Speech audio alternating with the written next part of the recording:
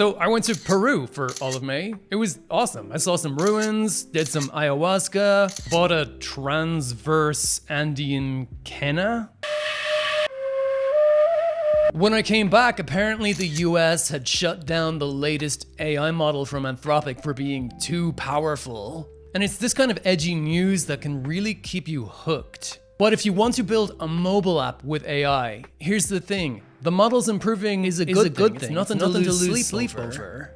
When I got back from my trip, I really wanted to rebuild my Keeley Studio course platform, and by the time I had finished, Fable 5 was apparently old now, and Opus 5 was beating it in all of the benchmarks for coding, and they named the last ChatGPT model, and now we have Kimi and GLM. Look, I'm over it. The thing is that all of these model improvements are actually really good news when we want to build mobile applications with AI, because the fundamentals of good mobile app architecture, they don't change just because the LLMs got an upgrade.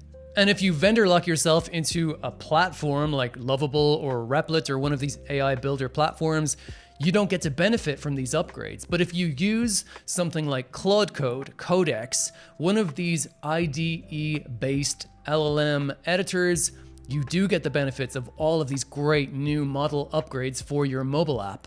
And if you get bored of Cursor or you get bored of Claude Code, you can just switch it out for another editor and you'll still have all of those fundamentals in place. The App Store, the Play Store, they don't care who wrote the code, they just care that it is good code. So let's build a mobile app real quick with Fable 5, resting in the knowledge that the next model will only make it better. Now I have a free tier version of my course platform, and inside of here you'll find a prompt that will actually scaffold out a whole React Native application for you.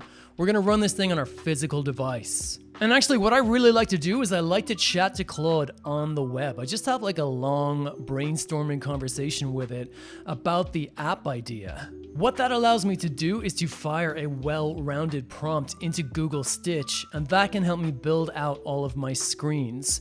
In this case, I'm gonna build a recipe app. Once my screens are done, I then just export them as a zip file, and I can actually just pass the location of all those exported screens into Claude Code. Then there's another free prompt in my course where it will bang out these styles based on those Google Stitch designs. And here it's really important that we have centralized files.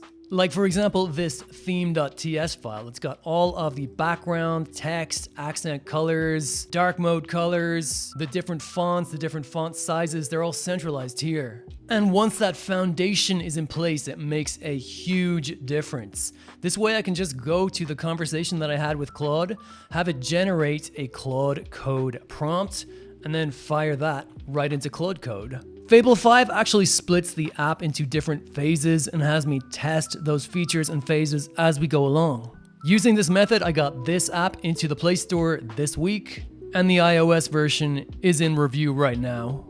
So it is the golden age of AI built apps. It's never been easier to get started and build something genuinely real. We are past the toy app stage now. I'll be back doing weekly videos now, so subscribe for more AI mobile app content. And if you're looking to get a real production app on your phone, iOS and Android, my course is totally free. Link is in the description. Thanks for watching, and I will see you in the next one.